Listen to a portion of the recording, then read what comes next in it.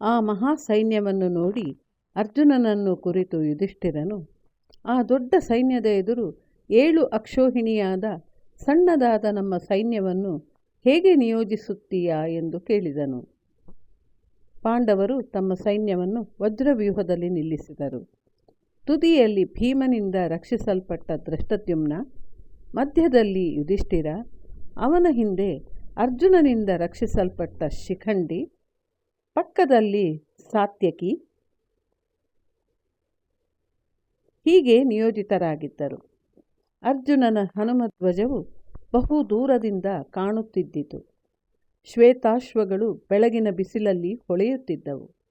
ಮುಗುಳ್ನಗುತ್ತಿದ್ದ ಕೃಷ್ಣನು ಎಡಗೈಯಲ್ಲಿ ಕುದುರೆಗಳನ್ನು ನಿಯಂತ್ರಿಸುತ್ತಾ ಬಲಗೈಯಲ್ಲಿ ಚಾವಟಿಯನ್ನು ಹಿಡಿದಿದ್ದನು. ಕೃಷ್ಣಾರ್ಜುನರು ಬರುತ್ತಿದ್ದ ದೃಶ್ಯವನ್ನು ಕಂಡ ಕೌರವ ವೀರರು ನರನಾರಾಯಣರಾದ ಅವರನ್ನು ಮನಸ್ಸಿನಲ್ಲಿಯೇ ನಮಿಸಿದರು. ರಥವನ್ನು ಸೈನ್ಯದ ಮುಂಭಾಗಕ್ಕೆ ತಂದ ಕೃಷ್ಣನು, ಅರ್ಜುನ, ಕೌರವ ವೀರರಲ್ಲಿ ಸಿಂಹ ಸದೃಶನಾದ ಭೀಷ್ಮನನ್ನು ನೋಡು. ಇವನೇ ನಿನ್ನ ಮೊದಲ ಬಲಿ. ಮಹಾಯುದ್ಧಕ್ಕೆ ಸಿದ್ಧನಾಗು ಎಂದನು.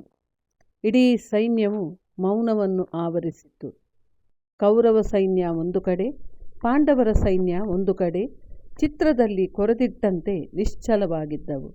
ಇದ್ದಕ್ಕಿದ್ದಂತೆ ಯುಧಿಷ್ಠಿರನು ತನ್ನ ಕವಚವನ್ನು ತೆಗೆದಿಟ್ಟು ಆಯುಧಗಳನ್ನು ಬಿಸಾಡಿ ಬರಿಗಾಲಿನಿಂದ ಶತ್ರು ಸೈನ್ಯದ ಕಡೆಗೆ ನಡೆಯಲಾರಂಭಿಸಿದನು. ಎಲ್ಲರೂ ಆಶ್ಚರ್ಯದಿಂದ ಉಸಿರು ಬಿಗಿ ಹಿಡಿದು ನೋಡುತ್ತಿದ್ದರು. ಅವನ ಹಿಂದೆ ಭೀಮಾರ್ಜುನ, ನಕುಲ ಸಹದೇವರುಗಳು ಮತ್ತು ಕೃಷ್ಣನೂ ಹೊರಟನು. ಸಹೋದರರ ಪ್ರಶ್ನೆಗೆ ಉತ್ತರಿಸದೆ ಯುಧಿಷ್ಠಿರನು ನಡೆಯುತ್ತಿರಲು ಕೃಷ್ಣನು, ಅವನೀಗ ಭೀಷ್ಮ, ದ್ರೋಣ, ಕೃಪ, ಶಲ್ಯ ಅವರನ್ನೆಲ್ಲ ನಮಸ್ಕರಿಸಿ ಯುದ್ಧಕ್ಕೆ ಅನುಜ್ಞೆ ಕೇಳಲಿರುವನು. ಹಿರಿಯರ ಮೇಲೆ ಯುದ್ಧ ಮಾಡುವಾಗ ಹೀಗೆ ಅನುಜ್ಞೆ ಪಡೆಯುವುದರಿಂದ ಜಯ ಸಿದ್ಧಿಸುವುದು ಎಂದನು. ಯುಧಿಷ್ಠಿರನು ಕೊನೆಯ ಗಳಿಗೆಯಲ್ಲಿ ಧೈರ್ಯಗುಂದಿ ಯುದ್ಧವನ್ನು ನಿಲ್ಲಿಸಬೇಕೆಂದು ಕೇಳಲು ಬರುತ್ತಿರುವನೇ ಎಂದು ಕೌರವರು ಆಶ್ಚರ್ಯಪಡುತ್ತಿದ್ದರು. ಭೀಷ್ಮರು ಇದಕ್ಕಾಗಿಯೇ ಕಾಯುತ್ತಿದ್ದವರಂತೆ ನಗುತ್ತಿದ್ದರು.